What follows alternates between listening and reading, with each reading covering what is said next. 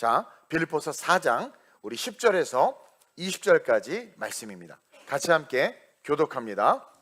저 모니터 조금만 주세요. 빌립보서 4장 우리 10절에서 20절입니다. 제가 먼저 봉독합니다.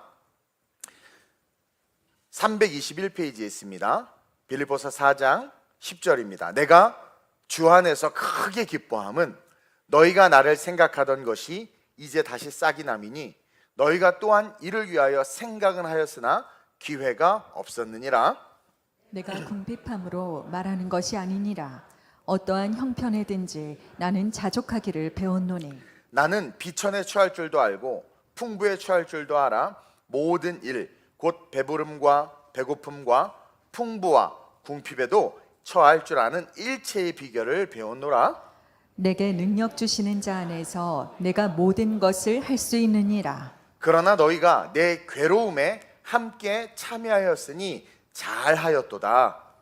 빌립보 사람들아, 너희도 알거니와 복음의 시초에 내가 마게도냐를 떠날 때에 주고받는 내 일에 참여한 교회가 너희 외에 아무도 없었느니라. 데살로니가에 있을 때에도 너희가 한 번뿐 아니라 두 번이나 나의 쓸 것을 보내었도다. 내가 선물을 구함이 아니요 오직 너희에게 유익하도록 풍성한 열매를 구함이라. 내게는 모든 것이 있고 또 풍부한지라. 에바브로디도 편에 너희가 준 것을 받음으로 내가 풍족하니 이는 받으실 만한 향기로운 제물이요 하나님을 기쁘시게 한 것이라. 나의 하나님이 그리스도 예수 안에서 영광 가운데 그 풍성한 대로 너희 모든 쓸 것을 채우시리라. 함께 하나님 곧 우리 아버지께서 세세 무궁하도록 영광을 돌릴지어다. 아멘. 이 말씀을 가지고 제목을 한번 읽어봅시다. 시작. 귀신을 대적하는 올바른 풍성함. 고민을 하다가 지금 우리는 영적 전쟁의 한 복판에 서 있습니다. 그 어느 때보다 어둠의 세력들, 이 귀신의 세력들, 영적 세력들이 여러 정치, 경제, 사회, 문화에서 영향력을 드러내고 있고, 마태복음 24장을 비롯하여 요한계시록을 통해서 우리가 보면 마지막 때에 거짓 선지자들과 거짓 교사들이 득세할 거라고 해요. 근데 이들의 출처가 어디냐면 교회라는 거 아십니까, 여러분? 거짓 선지자들과 거짓 교사들의 출처는 교회입니다. 교회로부터 시작해서 시험이 들고 타락하고 배교하고 넘어진 자들이 어둠의 권세에 휩싸여서 마귀를 오히려 찬양하고 하나님의 나라와 성전을 회파하는 일들을 벌이고 있는 거예요. 이러한 이때 우리가 바라보는 풍성함, 이 한가위 풍성함을 상징하지 않습니까? 우리가 바라보는 이 풍성함, 이것에 올바른 시선과 관점을 가져야 우리는 진정한 풍성함과 축복을 누릴 수 있기 때문에 제목이 귀신을 대적하는, 다시 말해서 세상에서 말하고 우리가 바라고 꿈꾸는 풍성함, 잘못된 풍성함이 아니라 올바른 풍성함, 영적 풍성함에 대해서 은혜를 나누기를 원합니다. 이제 금요일부터였죠. 연휴가, 추석 연휴가 시작돼서 지금 추석을 향해 달려가는 주일, 우리는 지금 이곳 이 예배당에 있어요. 이렇게 보니까 또 처음 보는 분들도 계시고 또 보여야 될 분이 안 보이시고, 뭐 주차장 이렇게 한가해 본 적은 또 처음인 것 같아요. 어쨌든 그런 상황이지만 이 자리에서 이렇게 함께하는 여러분들을 통해서 하나님께서 기뻐하시고 영광 받으실 줄 믿습니다.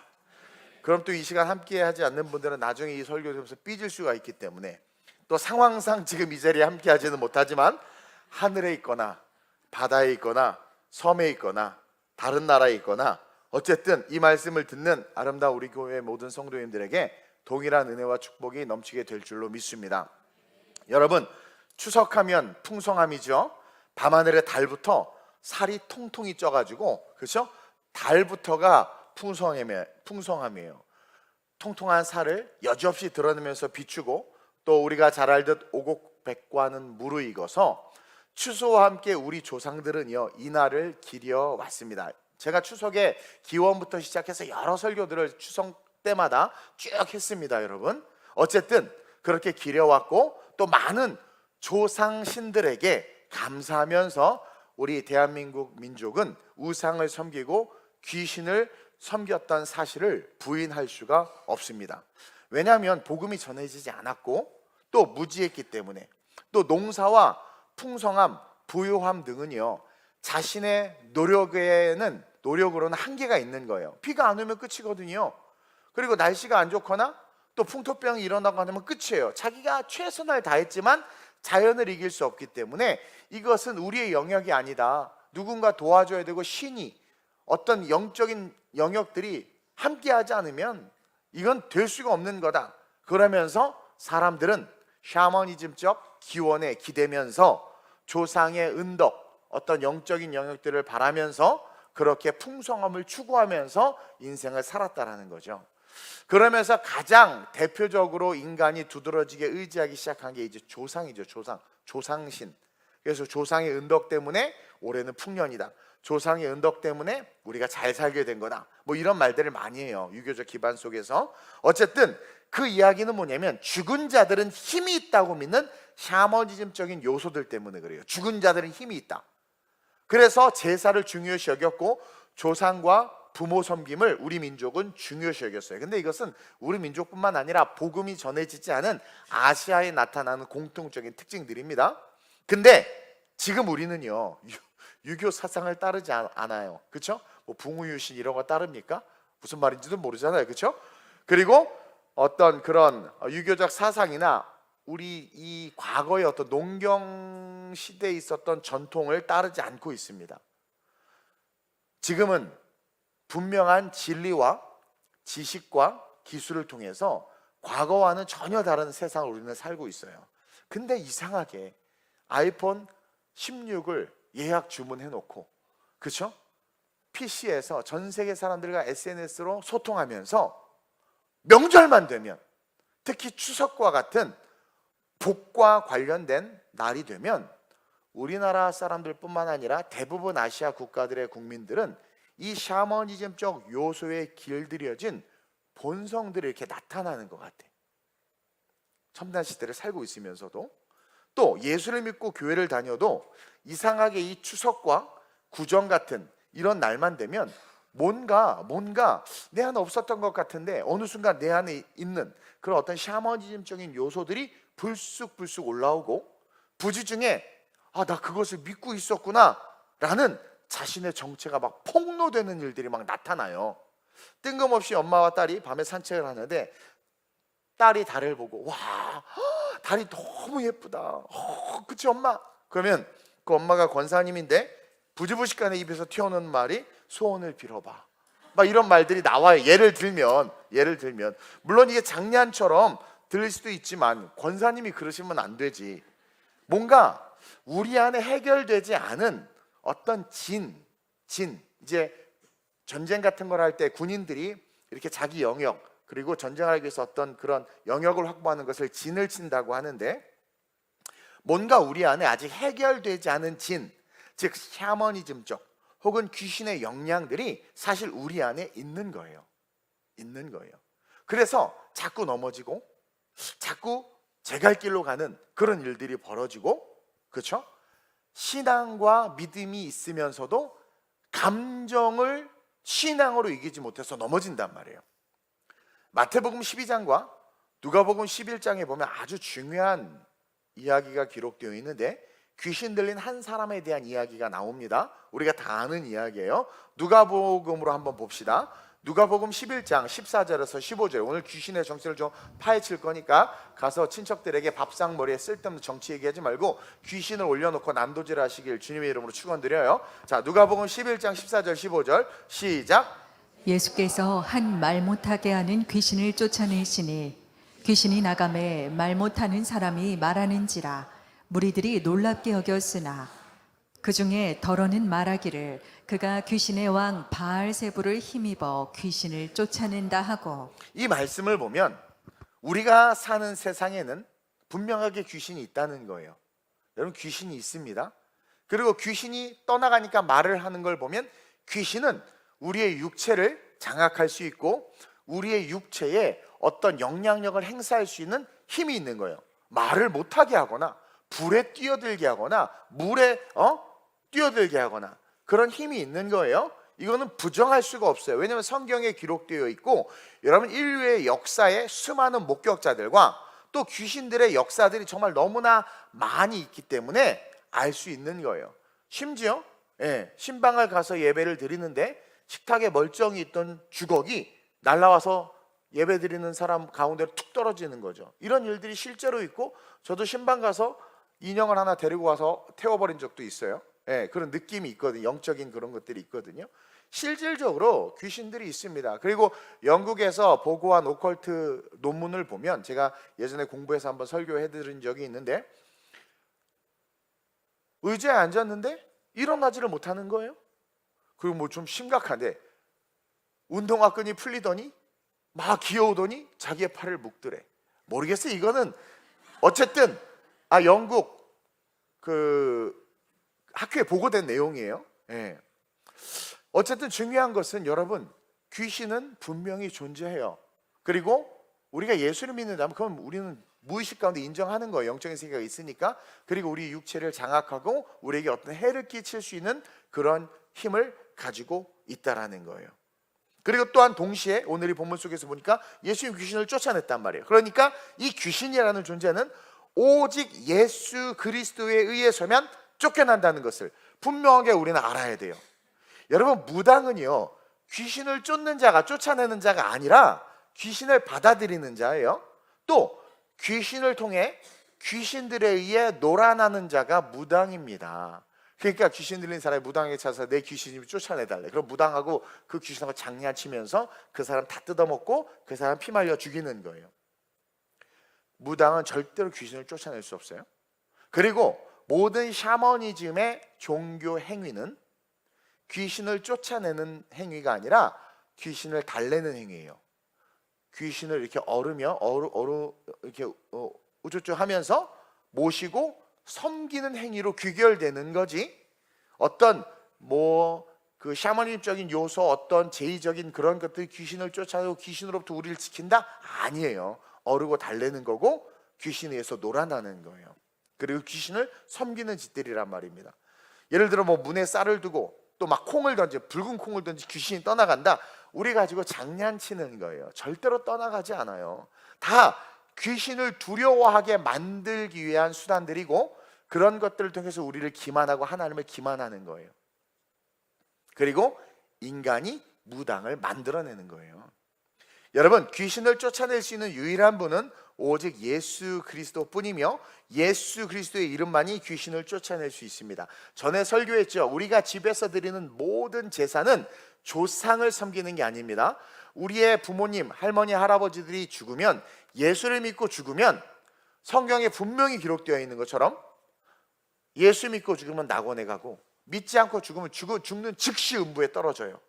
그러면 제사상을 차려면 그들이 음부에서 낙원에서 와서 제사밥을 먹는 게 아니라 귀신을 불러들이는 것이고, 귀신을 우리의 가정에, 우리의 가문에, 내 새끼에게 귀신에게 절하라고 시키는 거예요. 다시 말하면 귀신을 숭배하게끔 만들고, 10계명의 첫 번째 계명, 오늘 3시 예배 때 제가 설교할 건데, 첫 계명을 우리들 스스로가 어기고 하나님의 형상과 모양을 따라 지음받은 우리가 하나님 앞에서 하나님을 기만하는 짓을 하게 만들어버리는 거라는 거예요.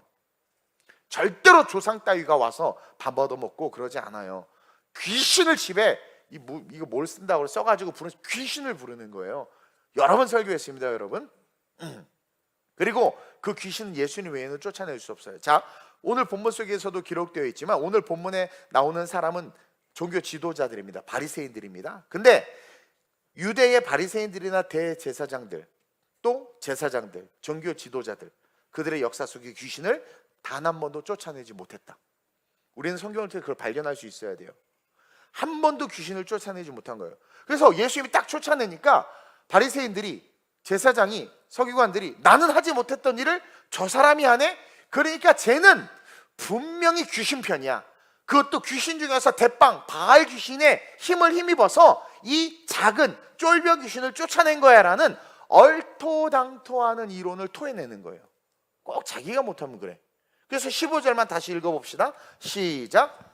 그 중에 더러는 말하기를 그가 귀신의 왕 바알세부를 힘입어 귀신을 쫓아낸다 하고. 이 본문 속에 유대의 역사와 전통과 함께 이 본문을 볼 수 있어야 돼요. 유대인들은 하나님을 섬기고 하나님을 예배하고 하나님 앞에 늘 절기를 지키면서 많은 사람들에게 복음을 가르치지만, 그 어떠한, 여기 나오는 그 중에는 바리새인들이에요. 그들은 누구도 귀신을 쫓아내 본 적이 없는 겁니다. 근데 예수님이 쫓아내니까 놀래서 뭐라고 말하는 거예요? 귀신의 왕 바알세불에 힘입어 귀신을 쫓아낸다는 이상한 말을 하는 거죠. 자신이 못하고 안 되면 없는 거라고 말하는 무책임한 무능력한 신앙과 종교인의 모습을 보여주고 있죠.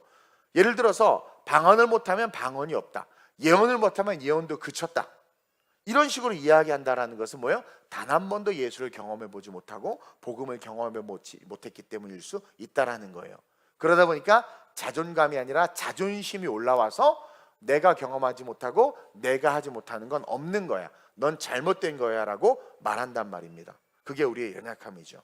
어쨌든 여기서 우리는 귀신이 가진 진, 영역이 있다는 것을 또 발견할 수 있어요.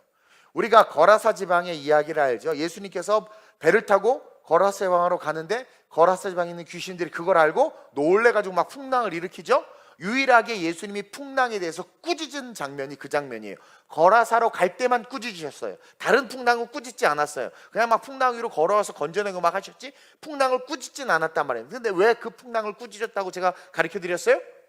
거라사 지방에 있는 군대 귀신이 일으킨 제자들과 예수님이 오지 못하게 하기 위한 영적 시험이었기 때문에 그 귀신의 세력을 꾸짖고 거라사 지방에 도착하자마자 그 군대 귀신 들린 놈이 와서 아직 당신의 때가 이르지 않았는데 왜 날 여기 와서 괴롭게 합니까? 혼자 떠들다가 나를 저 돼지떼에 들어가게 하셔서 그들 들어가서 지가 혼자 호수에 빠져서 몰살해 버렸잖아요. 그렇죠? 이것은 뭐냐면 왜 자기 땅에 왔냐라는 거야. 귀신은요, 자기가 갖고 있는 진이 있어요.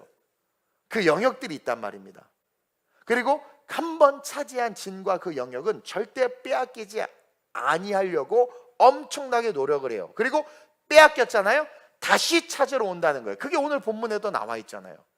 그래서 여러분들 무당이요, 집안에서 잘 지내다가 어느 날 누군가 귀신이 들려. 그래서 어쨌든 뭐 무당이 되잖아요. 그러면 그 집안이 계속해서 무당이 될 수밖에 없는 것은, 그래서 뭐 신내림을 받아야 된다, 네 할머니가 어쩌다 이렇게 되는 것은 귀신의 진 때문이에요. 진. 얘를 딱 잡고 이 가문을 딱 잡았기 때문에. 특별히 제사를 너무 열심히 지내고 무슨 문중에 뭐다 하는 것들을 보면 여러분 가만히 가서 보세요. 무서워. 딱 귀신이 잡고 있어요. 그 틀을. 거기서 벗어나지를 못해요. 예수님을 믿는 누군가가 오거나 예수 믿는 며느리가 들어오거나 그 자녀가 어쩌다가 자빠졌는데 교회에 자빠져서 교회 가서 마데카솔 바르고 그 사랑을 느껴서 주일학교 나오기 시작해서 그게 바뀌어가지고 막 집안 장남인데 막 뒤집어 놓거나 하지 않고는 그 귀신의 진에서 헤어나올 수가 없어요. 그래서 땅끝까지 복음을 전하라고 말하는 거예요. 예수님 외에는 귀신을 쫓아낼 수가 없는 겁니다. 그래서 무당은 계속 무당이 될 수밖에 없는, 귀신이 한번 딱 이 가문을 진을 딱 잡았기 때문에. 그리고 마찬가지예요. 음란에 한번 묶이잖아요, 계속해서 그 진에서 벗어나지를 못해요. 중독의 진에 묶이잖아요, 절대로 벗어나질 못해요. 그러니까 이 귀신이 이 사람의 말을 못하게 했잖아요. 그것처럼 이 귀신이 그것에서 끊지 못하게 만드는 거예요. 이 귀신이 계속 거기에 집중하게 만드는 거예요. 근데 예수 안에 있으면 다 끊어지거든요. 근데 끊어지지 못한다라는 것은 묶여있는 것이고, 어느 날 달을 보고 엄마 달 예쁘지? 빌어봐 이러면서 나도 모르게 내 안에 자리 잡고 있는 어둠의 진들이 드러나고 날 수 있다라는 거죠. 그렇다면 예수 그리스도밖에 벗어날 수 없다면 그 예수 그리스도를 믿어야 되는데, 찾아야 되는데, 오늘날 많은 사람들이 예수 그리스도를 찾지 않고 그 귀신의 항상성에 녹아들어서 계속해서 반복적인 죄를 짓고 있는 거예요. 그 진을 쳐내고 하나님의 나라가 그 마음에 임하게 해야 하는데, 쫓아내면 뭐합니까? 은혜 받으면, 안수 받으면 뭐합니까? 그러면서, 그렇죠? 그 진이 끊어지도록 성령을 사모하며 영적 성장길로 나가야 되는데 그러지를 못하는 거예요. 그래서 이 친구도 보면 누가복음 11장 이어서 24절 26절입니다. 시작. 더러운 귀신이 사람에게서 나갔을 때에 물 없는 곳으로 다니며 쉬기를 구하되 얻지 못하고 이르되 내가 나온 내 집으로 돌아가리라 하고. 이게 진이에요. 자, 이 귀신은요, 난생 처음 놀라운 일을 경험해 보는 거예요. 귀신은요, 여러 번 얘기했죠. 루시엘이 타락해서 루시퍼가 돼서 떨어질 때 하늘의 찬양을 맡은 천사들의 3분의 1을 데리고 이 땅에 떨어졌단 말이에요. 그 3분의 1 천사들이 귀신이에요. 타락한 천사들이 귀신이에요. 그러니까 이 귀신은 그 어느 때인지는 모르지만 창조 이후에 어느 때, 그때부터 지금 2024년 오늘까지 계속 있는 거예요. 근데 2000년 전까지는 이 귀신이 창조 이후로부터 한 번도 어디 가서 쫓겨나 본 적이 없는 귀신인데 예수님이 와서 떠나라 그렇게 처음 쫓겨나 본 거예요. 이 귀신이 처음 쫓겨나 본 거예요. 누구도 자기를 내지를 못했는데 너무 당황스러운 거죠. 왜? 수천 년을 6천 년 이상을 산 귀신인데, 예를 들면, 그러니까 너무 놀래가지고 쫓겨나와서 막 헤매다가 어떻게 돼요? 지금 내가 나온 내 집으로 돌아가리라. 이게 뭐냐면 귀신이 한번 붙잡고 털을 이렇게 잡은 곳은 절대로 놓지 않아요. 돌아가려고 하는 거예요. 예수님이 쫓아냈음에도 불구하고 다시 쫓겨났어. 처음 쫓겨났는데 자리를 잡지 못하니까 나 원래 있던 자리로 돌아가 볼까? 이게 귀신의 속성이에요. 그래서 은혜 받고 잘 나가다가 또 자빠지고 막 넘어지는 이유가 이 진 때문이라는 거예요. 그래서 돌아가리라 하고 시작. 가서 보니 그 집이 청소되고 수리되었거늘 이에 가서 저보다 더 악한 귀신 7을 데리고 들어가서 거하니 그 사람의 나중 형편이 전보다 더 심하게 되느니라. 자, 여기서 귀신들의 특징을 가르쳐주고 있는데, 첫째로 귀신은 시작. 귀신은 물 없는 곳을 다닙니다. 더러운 귀신이 사람에게 나갔을 때에 쫓겨난 거죠. 물 없는 곳으로 다니며 쉬기를 구하되, 쉰다는 건 자기가 머물 곳, 진칠 곳을 찾는 거예요. 근데 그 진칠 곳이 어디입니까? 물 없는 곳. 물 없는 곳이 무슨 뜻이냐면 메마르고 황폐한 곳을 찾아다닌다라는 거예요. 귀신은 물된 동산 같은 풍요로움과 행복과 기쁨이 있는 곳에는 얼씬하지 못합니다. 귀신은 물 없는 곳을 찾아다니는 존재다라고 성경이 가르쳐주는 거예요. 다른 말로 말하면 메마르고 황폐한 곳을 찾아다닙니다. 마음이 풍요롭고 행복하거나 영적인 기쁨과 은혜가 있는 곳에는 귀신이 들어가려고 하지 않고 갈 수가 없어요. 그래서 항상 기뻐하라라고 성경이 말하는 거예요. 쉬지 말고 기도하라고 말하는 거예요. 자, 여러분, 우울한 사람, 겉으로는 막 하나님을 찬양하고 높이는 것 같지만 마음에 공허함이 있고 우울함이 있는 사람들을 귀신들은 잘 노립니다. 왜냐하면 하나님과 성도들을 기만할 수 있기 때문에 그래요. 기만할 수 있기 때문에. 그러니까 예수를 믿고 신앙생활하는데 우울함과 공허함이 있어. 그 녀석을 딱 잡으면 어떻게 돼요? 귀신 들린 채로 우울함과 공허함으로 입술로는 하나님을 찬양하는데 삶은 하나님과 상관없는 삶이 되니까 어떻게 돼요? 하나님을 기만하는 거죠. 그래서 그런 영혼들을 많이 찾아가요. 반면에 정말 예배의 기쁨과 감격이 있고 생수와 같은 말씀의 은혜가 마음에 흐르는 자들에게는 여러분 네버 절대 귀신 들어가지 못합니다. 그리고 두 번째로 시작. 귀신은 한 번 진을 쳤던 곳으로 되돌아가는 습성이 있다. 물 없는 곳을 다니며 또 한 번 진을 쳤던 곳으로 되돌아간다. 그렇다면 이 귀신이 떠난 사람은 예수님께서 귀신을 쫓아내 주셨으니까 예수님을 따르면서 말씀을 먹고 주님을 찬양하면서 그 마음에 주님을 채워야 하는데, 귀신이 물 없는 곳을 다니다가 도저히 안 되겠어서 나 거기 한번 다시 가볼까 해서 예전에 진 쳤던 사람에게 딱 갔더니 가서 보니까 어떻게 돼요? 25절 시작. 가서 보니 우리 방송실 어텐션 25절 시작. 가서 보니 그 집이 청소되고 수리되었거늘 이에 가서 저보다 더 악한 귀신 7을 데리고 들어가서 거하니 그 사람의 나중 형편이 전보다 더 심하게 되느니라. 중요한 건 예수님의 말씀이 들어가면 우리 내면은 클린업 됩니다. 청소되고 수리가 되어 있다라는 거예요. 왜? 주님이 임재하시려고. 메마르고 황폐했던 곳을 하나님께서 고쳐주셨어요. 근데 다시 가서 보니까 청소되고 수리는 되어 있는데 주인이 없는 거야. 다시 말하면 메마르고 황폐한 곳이야. 리모델링은 했지만 여전히 메마르고 황폐한 곳이었던 거예요. 그래서 쏙 들어간 거예요. 쏙 들어간 거예요. 예. 그리고 그 마음을 다시는 예수님에게 빼앗기지 않기 위해서 어떻게 해요? 더 악한 7 귀신을 같이 데리고 들어갔단 말이에요. 여기서 세 번째 귀신의 특징이 나오죠. 시작.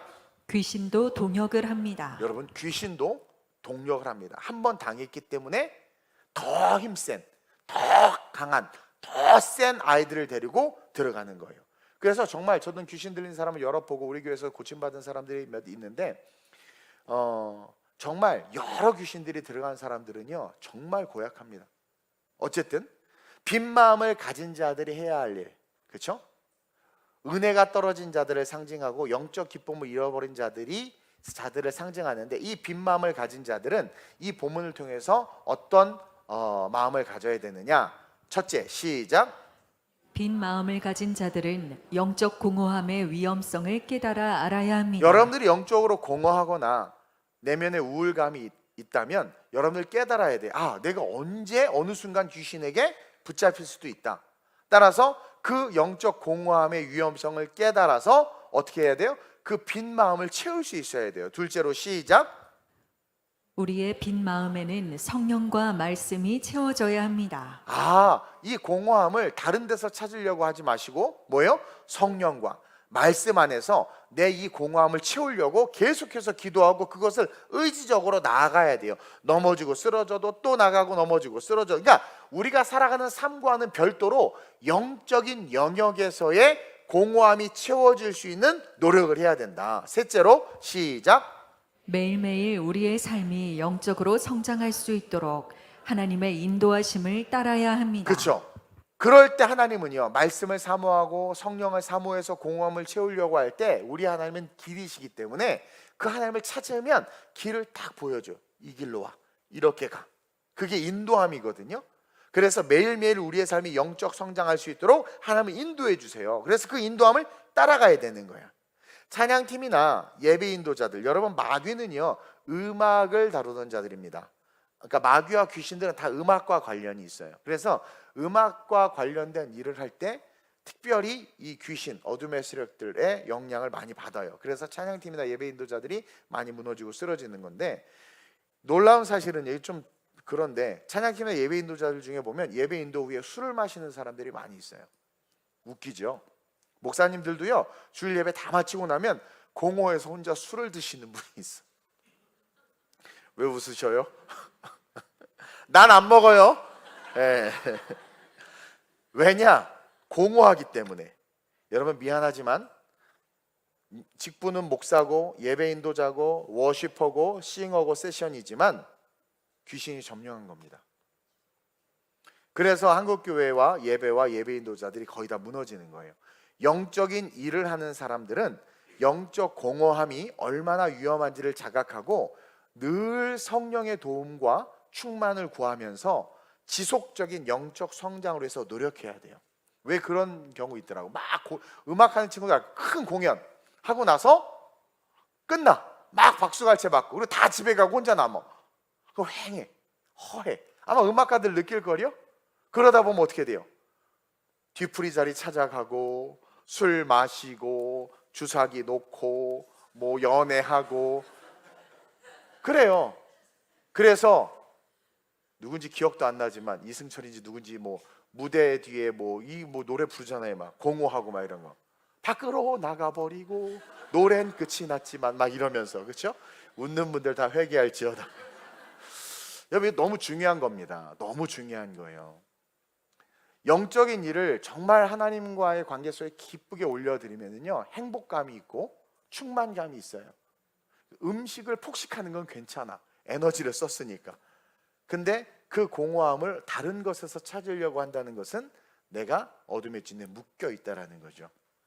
그래서 영적인 일을 하는 사람들은 영적 공허함이 얼마나 위험한지를 자각하고 늘 성령의 도움과 충만을 구하면서 지속적으로 영적 성장을 위해서 노력해야 돼.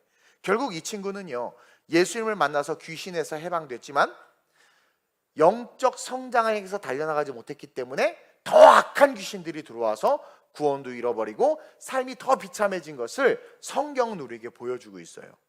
그리고 이상한 게 추석이 지나면 안 보이는 성도들이 있어요. 구정이 지나면 안 보이는 성도들이 있어. 그러다가 한 2, 3개월 있다 다시 나와. 묶여버린 거예요. 가족들과 불화와 또 여러 가지 갈등 속에서, 그렇죠? 내가 예수 믿고 신앙생활하지만 여러분, 가족은요 사실은 상처고 과거고 아픔이고 자기의 거울이거든요. 그래서 그런 나눔, 그런 모습들 속에 있다 보면 내가 영적으로 충만하면 그 자리를 피하든가 그곳에서 복음을 전하든가 아니면 그 모든 것을 능히 다 이겨냈기 때문에 아무렇지 않게 그것들을 감당하면서 건강하게 돌아오는데, 그러지 못한 사람들은 거기서 묶여버리는 거예요. 뭐 많지는 않지만 그런 일들이 정말 있어요. 그리고 아시아 지역은요 구정이나 추석 이런 명절들을 통해서 귀신들이 어떤 일을 하냐면 과거에 자기가 점령했던 자들에게 다가와요. 왜? 온 집안에서 온 가족에서 다 제사 드리고 벌초하고 막 다 그러니까 이때다 하고 어떻게 해요? 다가오는 거야. 너 나 옛날 얘 붙잡았었는데 얘 내가 옛날에 잡고 있었는데 그러면서. 그래서 흔적과 징이 남아있던 사람들을 공격하고 넘어뜨리는 일들이 엄청나게 많이 일어나요. 신앙생활 잘 하시던 장로님이 추석 때 견디다가 결국은 화투장을 잡기 시작하는 거죠. 권사님이 참고 참다 다시 소주잔을 들기 시작하고, 가족들이 노래방 가자 해서 노래 부르다가 옛 추억 생각나고 그놈이 생각나고 막 그러고, 막 기독 청년들이, 젊은 기독 청년들이 서로 막 그냥 은혜 속에서 잘 신앙생활하다 갑자기 이상하게 연애짓하고, 명절 때 부모님 없을 때 빈집에서 술 마시고, 강남 텅 비었다 우리가 점령하자 밤에 나가가지고 친구들 만나서, 옛 친구들 만나서 쓰러지고 자빠지고. 저는 전도하러 갔다가 전도 당해서 그냥 귀신에게 전도당해서 오지도 않고. 그리고 과거에 집착하게 돼. 이상하게 가족들 모이면 과거에 집착하게 돼. 옛날 얘기 하거든. 부모, 조상, 또 샤머니즘적 행위들을 통해서 그런 영향을 받는 거예요. 그리고 그 일을 하는 거예요. 뭐 어때? 뭐 어때? 그러다가 아가야 너도 절해야지. 아, 저 안 해요. 어허, 네, 이제 절하고. 신사참배했던 목사님들이 내가 몸은 숙이고 머리는 숙이지만 내 마음은 하나님을 사랑해 해서 이렇게 신사참배했단 말이에요. 근데 여러분 벌써 그렇게 숙여졌다는 것 자체가 뭐예요? 귀신에게 굴복한 거죠. 어떤 자녀들은 부모님을 위해서, 그렇죠? 마지못해서 산소에 따라가. 그리고 거기서 뒤에 서 있다가 결국은 같이 절하고 있는 거예요. 그러니까 부모님을 위해서. 그러니까 그런 인간적인 연민들이 막 올라오는 거죠. 그러면 그 안에 다시 어둠의 진들이 살아나는 거예요. 그래서 명절 이후에 교회 분위기가 잘 안 잡히는 일들이 많이 일어나고, 구역 예배나 이런 데 가고 싶은 마음들이 사라지기도 하고, 또 명절 이후에 열심히 하던 그런 어떤 봉사와 섬김에서 이렇게 멀어지기도 하는 게 부지부식간에 그런 영향을 받는 거예요. 제가 추석 때마다 영적인 진리들을 여러 번 여러분들에게 가르쳤고 알려드렸어요. 이제 우리에게 이 명절은요, 세상의 샤머니즘과 어떤 세상의 축복과 세상의 풍성함이 아닌 영적인 풍성함이 될 수 있도록 우리의 모든 생각과 태도와 방향을 바꿔야 됩니다. 여러분, 이 세상에서 진정한 풍성함, 누구도 빼앗아가지 못하는 풍성함, 완전한 풍성함을 주실 수 있는 분은 우리 예수님밖에 없어요. 이제 오늘 본문으로 돌아가는데 너무 중요한 내용을 담고 있습니다. 바울이 19절에 이런 고백을 해요. 시작. 나의 하나님이 그리스도 예수 안에서 영광 가운데 그 풍성한 대로 너희 모든 쓸 것을 채우시리라. 우리가 풍성함을 바라고 추구하는 것 우리 하나님이 아신다. 둘째, 그리고 아시는 하나님이 뭐예요? 채워주신다. 우리의 어떤 막 노력, 기복적 행위 필요 없어요. 해와 달과 별이 있기 전에 빛이 있으라 하신 그 하나님의 오를, 그 생명력으로 하나님은 해와 달보다 땅의 식물, 인간의 먹을거리가 되는 식물을 셋째 날 먼저 창조하시고 그것들을 자라게 하신 걸 보세요. 오병이어를 보세요. 메추라기를 몰아준 걸 보세요. 삼남한상 운행과 상관없어요. 하나님은 우리의 먹을 것, 우리의 생기를 책임져 주실 수 있는 분이라는 거예요. 그래서 바울이 하나님이 그리스도 예수 안에 있는 자들에게는 하나님의 영광을 위해서라도 그 풍성한 대로 너희 모든 쓸 것을 채우신다, 딱 선언하고 있는 거예요. 그래서 우리 예수님은 우리가 쓸 것이 필요하고 그것이 채워지길 바라는 마음을 갖고 있다는 것을 알아요. 애가 5인데, 그렇죠? 등록금 이 5명, 귤 한 상자를 사도 3초면 사라지는 이 놀라운 사실을 우리 주님도 아신단 말이에요. 그래서 바울은 실제 살아가는 우리의 삶에 필요한 것을 예수님은 채워주신다라는 분명한 실체적 응답과 축복에 대해서 선언하고 있는 거예요. 따라서 실체적 축복이 내 삶에 예수님의 이름이면 온다라는 것을 믿어야 돼. 그리고 여러분들 삶을 한번 돌아보세요. 지금 여기까지 어떻게, 우리 원영의 집사님 그 많은 애들 키워서 어떻게 여기까지 있냔 말이에요. 하나님이 다 도우신 겁니다. 그걸 알아야 돼요. 남을 바라보고 남과 비교하는 것이 아니라 내가 인 크라이스트, 주님 안에 있기 때문에 여기까지 올 수 있었고 오늘 이 시간 이 자리에 이렇게 서 있을 수 있는 거예요. 물론 통장 잔고는 마이너스고 계속해서 대출 갚냐고 힘들 수는 있지만 갚으면서 왔잖아요. 여러분, 그게 하나님의 은혜라는 것을 생각해 보시고 감사해 보신 적 있어요? 그게 실제라는 거예요. 만약에 여러분들이 힘으로만 한다고 해봅시다. 못한단 말입니다. 그리고 넘치는 축복 줬다고 칩시다. 옆 사람 보세요. 너 여기 없었다. 그쵸? 우리 생각으로는 잘할 것 같죠? 여러분, 인간 화장실 들어갈 때 나올 때 마음 완전히 다른 거 알죠? 안 돼요. 안 돼요. 저도 한때 돈만 줘보시오, 내가 어떻게 쓰는지 보여드리겠습니다, 기도한 적 있어요. 안 주시더라고. 내가 깊이 있게 기도하니까 내가 나를 보니까 알겠더라고. 돈 줬으면 오픈카트하고 뽕 맞고 다녔어요. 명절이라 오늘 좀 편하게 설교하는데 컨디션이 안 좋아서 좀 조용조용하게 하긴 하는 건데 오해하지 마세요. 평소 주일날 이렇게 방종되게 설교하지는 않아요. 근데 어쨌든 중요한 건 바울은 이 실체의 복음, 실체의 축복에 대해서 알라는 거예요. 귀신이 주는 허망된 그런 오곡백과 그 조상 은덕 다 쓸데없는 거라는 거예요. 쓸데없는 것을 하나님의 형상과 모양을 닮은 우리가 자빠지지 말라는 거예요. 그 귀신에게 엎드리는 거라는 거죠. 그래서 그 방법에 대해서 가르쳐 주는데, 방금 읽은 말씀을 보니까 그리스도 예수 안에서 영광 가운데 채우신다. 그리스도 예수 안에서, 이게 뭐냐면 예수 안에 있어야 돼. 그러면 예수님은 자기의 영광 때문에라도 실체적 풍성함으로 우리의 삶을 채우신다라는 거예요. 즉 세상의 자랑이나 교만이나 불필요함이나 자기 자신을 위함이 아니라 그리스도 영광을 위해서 채워주신다는 거예요. 여기에는 사실 되게 많은 뜻이 내포되어 있고 많은 경우의 수에 대한 결론이 담겨져 있어요. 이 말씀에 다 얘기할 수는 없고, 결론적으로 말하면 그리스도를 위해서 살고 그분을 위해 우리의 것을 희생하고 그분을 위해 우리의 것을 포기하고 그분을 위해 우리의 것을 나누고 흘려보낼 때 그게 진짜 그리스도를 위해서였다면, 다시 말해서 너네들이 헌금하고 기도편지에 후원하고 또 교회에 여러 가지 연약한 분들을 돌보고 한 것이 진짜 그리스도를 위해서였다면, 나를 드러내거나 나의 어떤 물질을 자랑하거나 인간적인 어떤 것이 아니라 진짜 그리스도를 위해서 그랬다면 그런 자들은 100% 풍성함으로 채움을 받는다라고 이야기하고 있는 거예요. 그래서 서두에 바울이 이렇게 선언하는 겁니다. 나의 하나님이라고. 나의 하나님.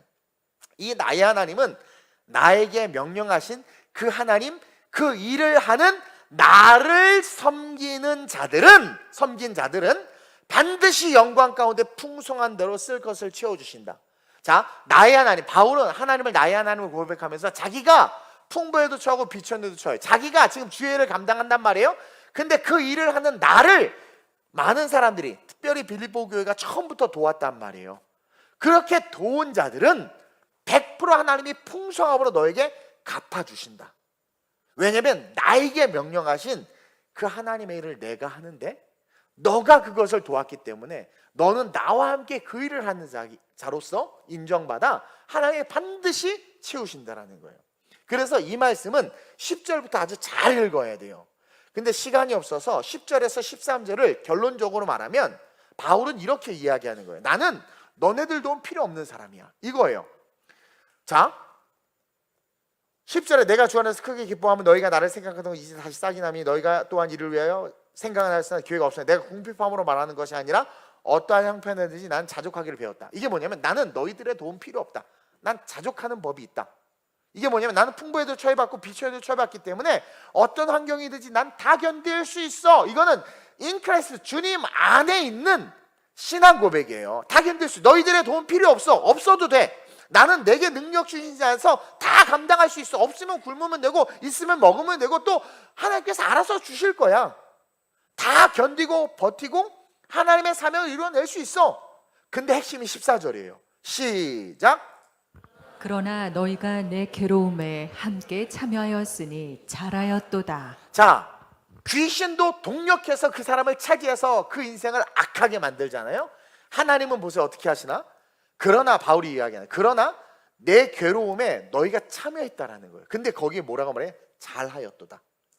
동역의 가치를 이야기하고 있는 건데요, 이게 바로 풍성함으로 채워지는 영적 풍성함의 비밀을 이야기하는 것이고 그 비밀의 시작이에요. 그래서 바울은 너 잘했다, 내 괴로움에 참여한 것도 잘했다, 너가 안 도와줘도 되고 후원을 안 해줘도 되지만 너가 그렇게 한 것은 정말 잘한 일이다. 사실 나는 필요 없지만 너희들이 그럼에도 불구하고 나의 괴로움에, 이 괴로움이라는 것은 자기가 걸어가는 그 길이 영적 전쟁의 길이고 하나님만을 바라보며 걸어가는 세상과 다른 길, 그것을 상징하는 거예요. 근데 그 세상과 다른 길을 내가 함께하겠다고, 그들이 함께하겠다고 조인한 거거든요. 즉 하나님의 사명을 이루어가는 그 일에 너희들이 참여한 것을 정말 잘한 거야. 그러면서 15절에서 18절의 이야기를 쓰고 있는 거예요. 15절 봅니다.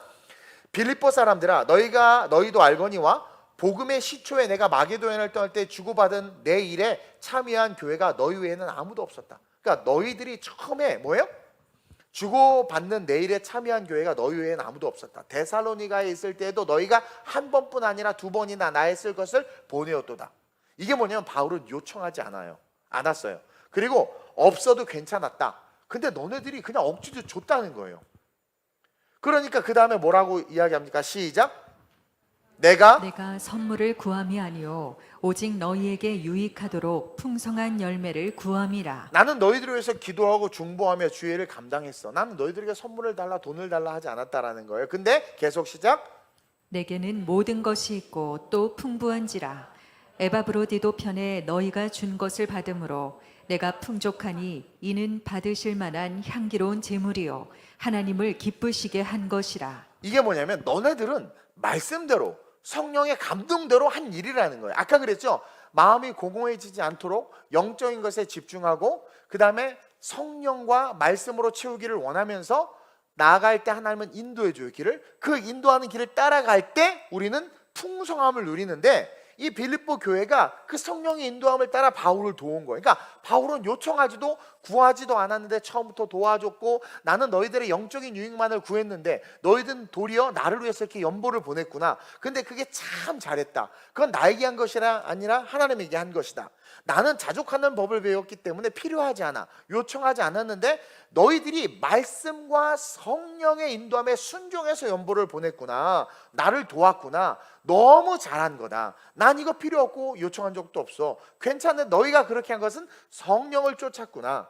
그래서 그것이 너희들의 필요가 풍성히 채워지고 쓸 것이 채워지는 축복에 합당한 이유가 되는 것이다라고 우리에게 가르쳐주는 거예요. 그러니까 영적인 풍성함은 말씀을 따라 동력하고 말씀이 이끄는 것에 순종하고 그 사람이 필요한지 안 한지 중요하지 않아. 성령의 감동에 따라 내가 하는 그 일이 내 삶에 하나님의 풍성함을 끌어오는 풍성함의 축복의 통로가 된다는 거예요.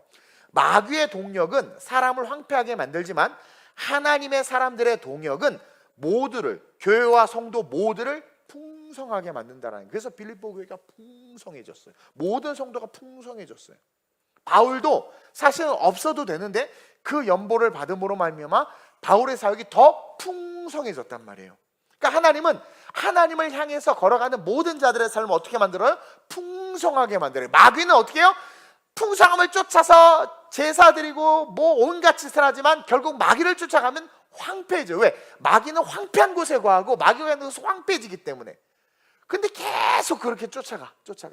아이 목사님 그 몇 대 유교 집안 뭔가 잘 사는데 잘 사는 것까지 그 집안 사람들의 내력과 인격과 성격과 성품과 흐르는 걸 보세요. 엄청나게 마귀 같습니다. 여러분 정말 그 흐름과 색깔들이 있어요. 그래서 우리는 이 한가위가 영적 한가위가 될 수 있도록 모든 것을 체인지해야 돼요. 샤머니즘적인 것들을 버리고 여러분들 안에 어떤 드러나는 그런 진들이 있다면 쳐내고, 그렇죠? 의뢰했으니까 했던 그런 명절의 관습과 구습들 끊어내고. 그런 젊은 청년이 있어요. 우리 엄마가 하도 원해서 저는 1년에 한 번은 꼭 절에 따라가요. 그게 효도라고 생각해요. 아니 효도 아니야. 망하는 거. 자기 스스로가 귀신에게 자기의 삶에 들어올수록 길을 내주는 거예요. 그러니까 부모를 떠나라고 말하는 것은 잘 살고 신앙생활 잘하는 부모를 떠나라는 게 아니라 복음에 있어서 그 복음에 안 좋은 영향을 끼치고 하나님이 그 부모까지도 구원하기 위해서 계획하신 길이 있는데 부모를 떠나지 않음으로 말미암아 함몰되는 그 어둠의 영역에 묶이지 않게 하기 위해서 끊어내라는 거예요. 또 아버지가 죽었는데 장례를 치르라고 한다고 하니까 야 이미 죽은 자는 끝나. 이게 되게 매몰차지만 잘 들으세요. 이미 죽은 자는 끝난 거야. 거기에 네가 매이면 넌 아무것도 못해.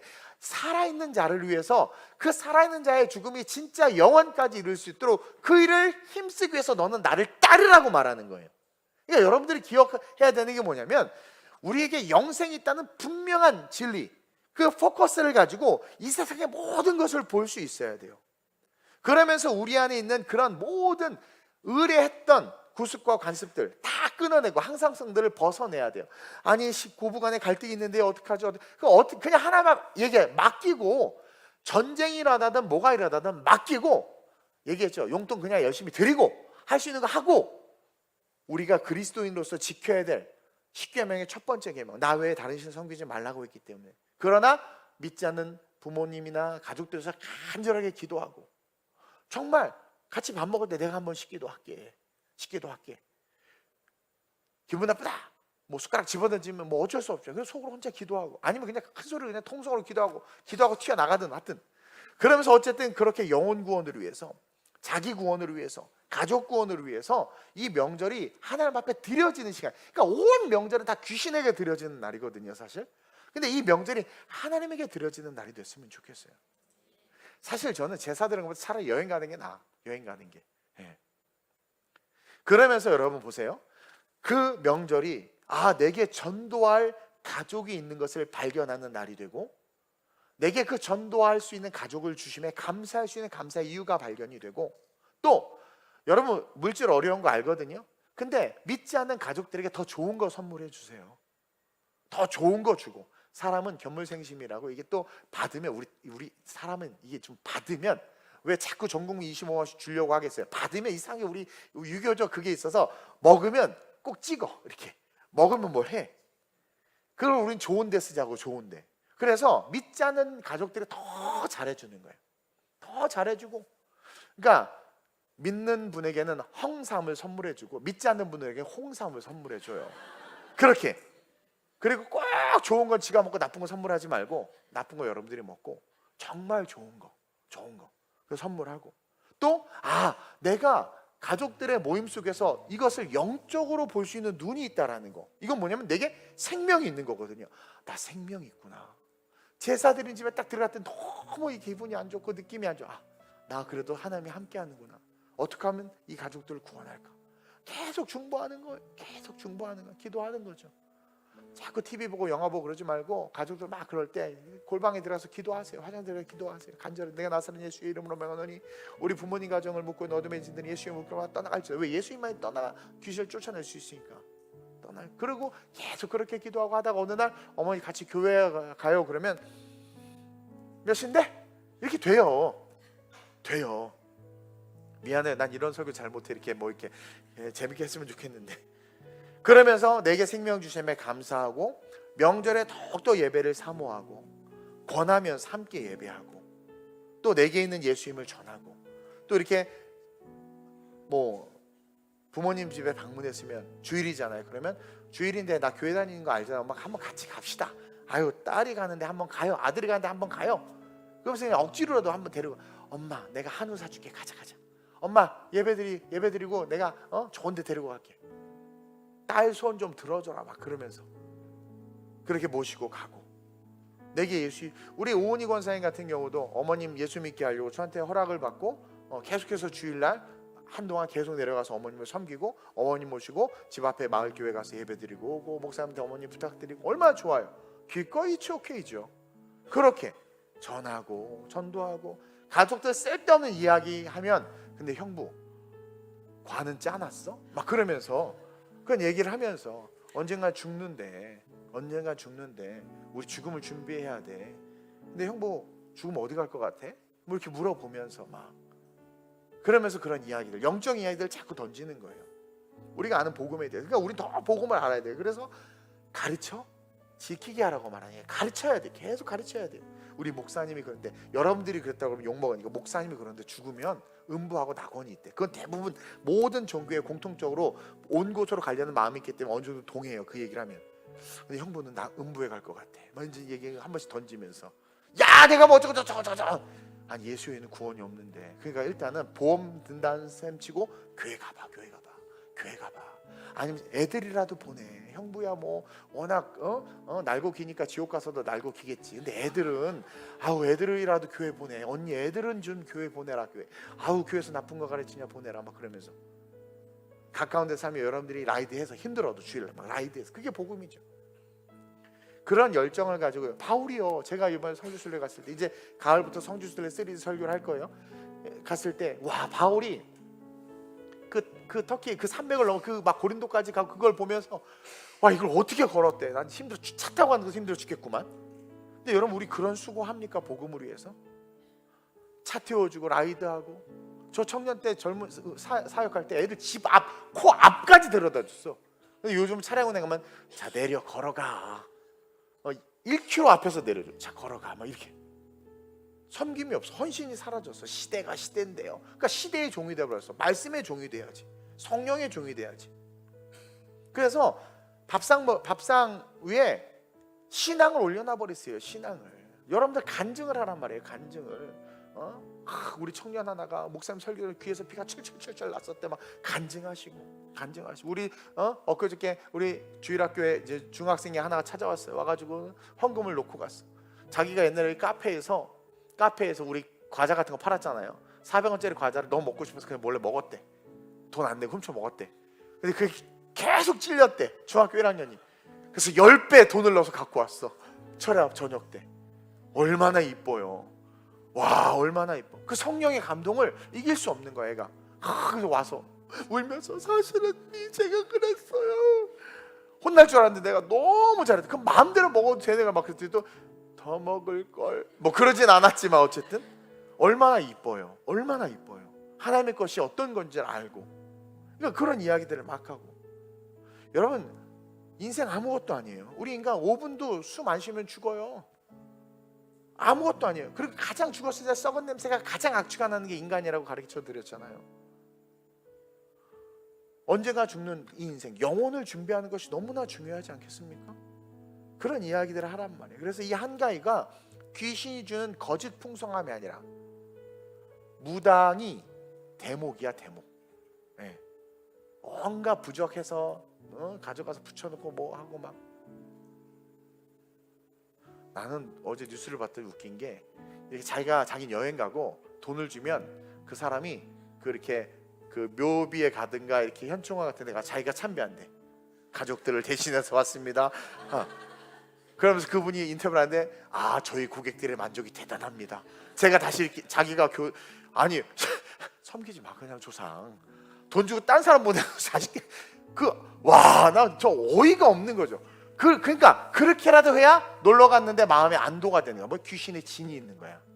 그렇게라도 엄마 아빠한테 자기 할 도리 했다 이거. 죽은 엄마 아빠한테 벌초하는 사람이 땀을 뻘뻘 흘리면서 저 오늘 5타임 뛰었습니다. 그러면서 막 아니 섬기려면 그냥 아예 제대로 귀신 섬기든가. 그냥 귀신한테도 버림받고 하나님한테도 버림받고. 이게 뭐 하는 짓이에요? 예? 그런 알바하면 좋겠어 차라리. 정말 이 귀신이 주는 거짓. 그러니까 그게 우리 안에 있는 진들이 드러나는 거야. 막 진들이 막 그런 거 있잖아. 연말에 뭐 하면 안 돼. 이때 뭐 하면 안 돼. 권사님 그런 얘기를 왜 해?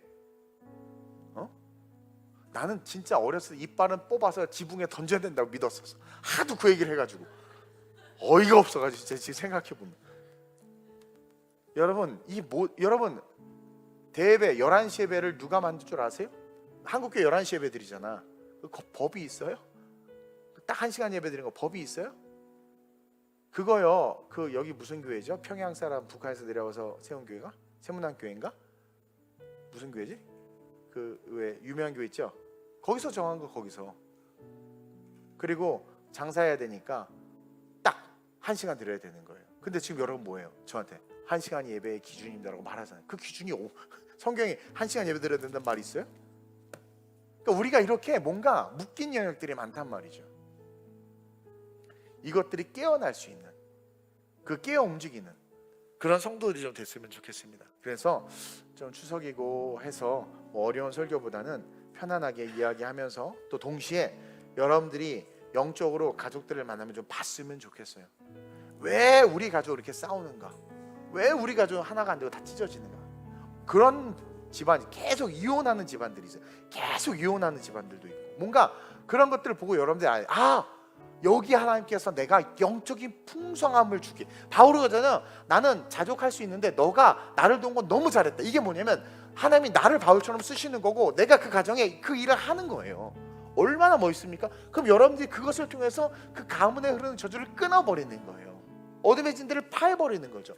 이런 일들이 우리는 그리스도의 군사가 돼서 명절 때 마귀가 주는 모든 진들을 파하고 하나님의 영광과 하나님의 영적인 풍성함이 임할 수 있도록 그렇게 여러분들이 은혜를 끼칠 수 있어야 돼요. 매번 추석 때마다 가정예배 원고가 나가잖아요. 또 우리 그 카카오 채널로 나갈 거예요. 그러면 여러분들 화요일 날 추석 때 아침 먹고 아니면 뭐 점심 먹든 같이 모여서 예배 드리세요. 그냥 이거 하자고. 대빵을 잘 꼬시면 돼. 이 집안에 누가 대빵인가. 그래서 일단 용돈도 두둑히 드리고 막 사과도 깎아드리고 하면서 근데 아버님 저 소원이 있는데 가시도록 한번 예배 드리고 싶어요. 막 그렇게 해봐요. 며느리 이기는 시아버지가 없지 않나? 모르겠습니다. 사실 저도 잘 몰라요. 어쨌든 근데 그렇게 할 때 하나님께서 도와주시고 그렇게 한번 예배를 드리는 그 예배 속에서 여러분 성령이 만질 수 있어요. 물론 마귀가 막 대적할 수도 있어요. 그러면 만지면 감사, 대적해도 감사. 왜? 영빨이 있는 거예요. 여러분들이 쉽게 말하면. 그러면서 우리는 움직이는 교회가 되어야 됩니다. 이 명절은 교회가 무빙 처치, 움직이는, 여러분들이 움직이는 교회가 돼서 가족들을 만나고 친척들을 만나고 누구를 만나든 귀신짓 하지 마세요. 고수피고 술 마시고 연애하지 말고 누구를 만나든 그곳에서 뭐 해야 돼요? 복음을 증거하고 그곳에서 예수를 증거하고 하나님의 나라에 대해서 선포하는, 중보하고 대적하는 그런 여러분들 되시길 주님의 이름으로 축원드립니다. 이 시간에 한번 가족들을 위해서 기도했으면 좋겠습니다. 믿지 않는 가족들을 위해서, 여러분들의 가정을 위해서, 가문을 위해서, 부모님을 위해서. 여러분 안타깝지만 돌아가신 분들은 사실은 의미가 없어요. 살아있는 분들, 살아있는 가족들을 위해서 이 시간 간절히 기도합시다. 예수 믿지 않는 자들을 위해서 특별히 이 시간 기도합시다. 이름 불러가면서 기도합시다. 믿게 해달라고. 나 가족 전도하는 거 너무 힘듭니다. 하나님 도와달라고. 예수 믿는 역사가 일어날 수 있게 해달라고. 우리 어머님 집 근처에 있는 교회에서 열심히 전도해서 우리 어머님 예수 믿게 해달라고. 하여튼 하나님 역사해달라고 이 시간에 간절하게 중보하면서 우리의 가정과 가족들과 친척들이 예수의 생명으로 풍성한 한가위를 맞이하는 그런 한가위 될 수 있게 해달라고 우리 주를 한번 부르고 가슴으로 이름 불러가며 기도합니다. 주여! 하나님 우리의 한가위 속에 있는 하나님이 어둠의 진들을 보았습니다. 귀신의 세력들과 귀신의 특징들에 대해서 배웠습니다. 귀신들이 가진 진들에 대해서 배웠습니다. 공허함이 얼마나 무서운지를 배웠고 하나님 이러한 어둠의 영역 속에 우리가 무의식 가운데 아직 풀려나지 못하고 해방되지 못한 영역들이 있음을 보게 되었습니다. 이제 하나님 우리가 영적으로 무장하여 일어나기를 원합니다. 하나님 바울이 도움이 필요 없었지만 성령의 인도함을 따라 도운 그들을 향하여 그들을 축복하며 참 잘했다 말하며 하나님의 영적인 풍성함이 그들에게 임할 것을 선언하고 선포하고 있습니다. 그러면서 하나님의 축복은 실체가 있는 실체의 축복임을 우리에게 알려주고 있습니다. 우리 역시 성령 인도함을 따라 이제 말씀이 가르친 그 일을 해야 합니다. 땅끝까지 이르러 복음을 증거해야 되고 가르쳐 지켜야 합니다.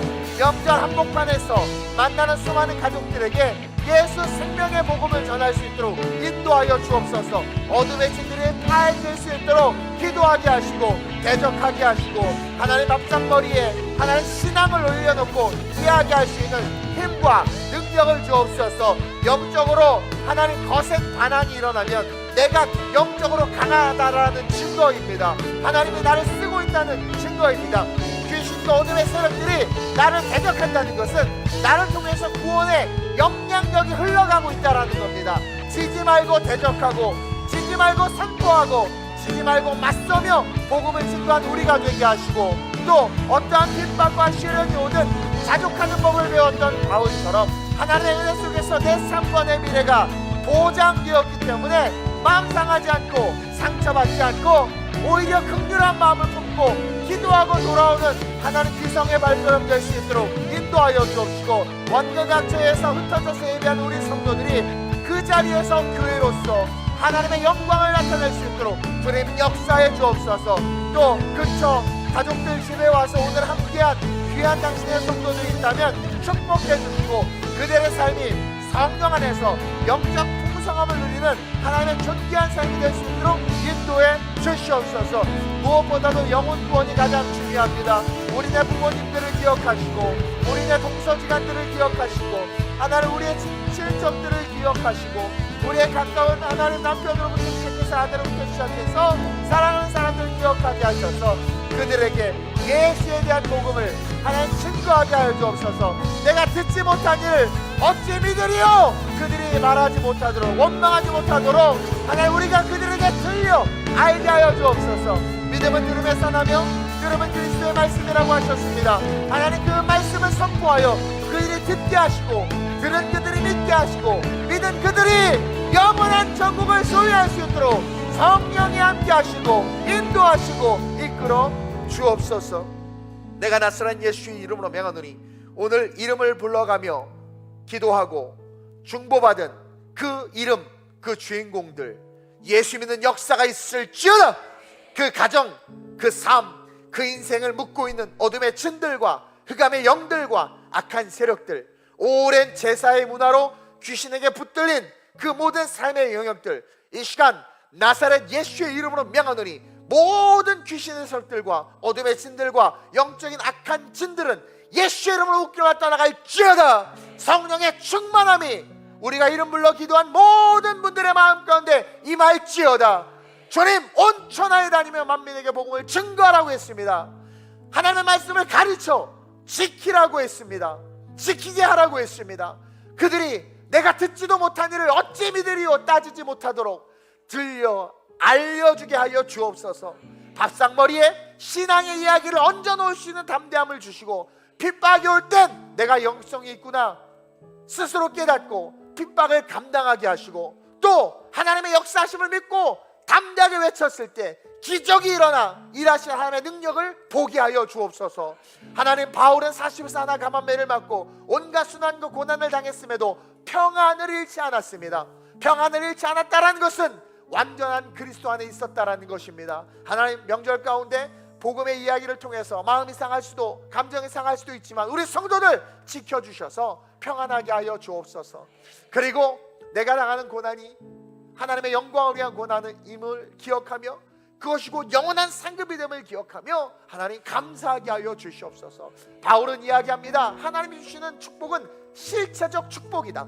우리의 삶의 필요가 채워지고 우리가 주님 오시는 그날까지 죽기까지 살아가는데 넉넉하진 않을 수는 있지만 절대로 모자람이 없고 부족함이 없는 완전한 축복이다 라는 것을 기억하며 하나님 앞에 감사하며 떨지 않고 쫄지 않고 당당하게 세상을 살아갈 수 있는 믿음의 용사들 우리 성도들 되게 해 주옵소서. 모든 가정마다 하나님의 나라가 임하는 역사가 있게 하여 주실 줄 믿사오며 좋으신 예수님의 이름으로 감사하며 축복하며 기도드립니다. 아멘.